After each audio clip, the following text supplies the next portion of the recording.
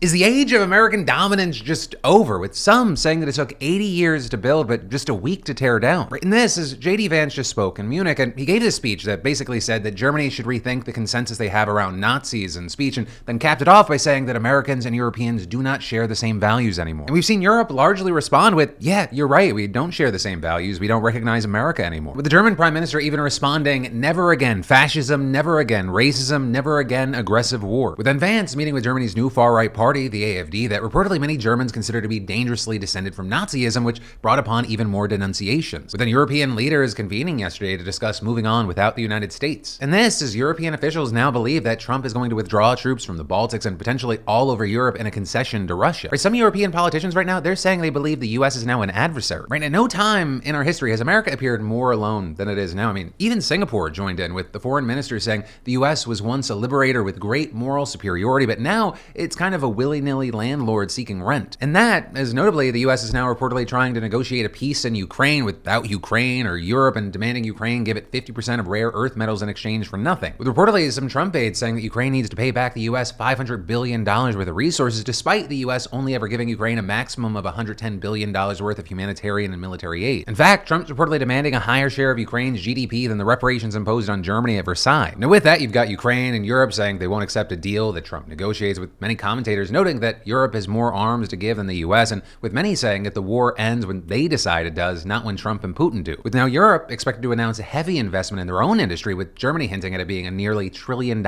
investment, which could then also mean that Europe might be in a position to no longer be buying America's weapons, which is a situation where you have America's biggest customers kind of getting pushed away, and some saying that could be the death of American R&D. Or with experts saying, for example, that the US was only able to spend $2 trillion to develop the F-35 because they had the entire NATO alliance on contract to buy it. So weird, strange times ahead, but follow to stay in the loop.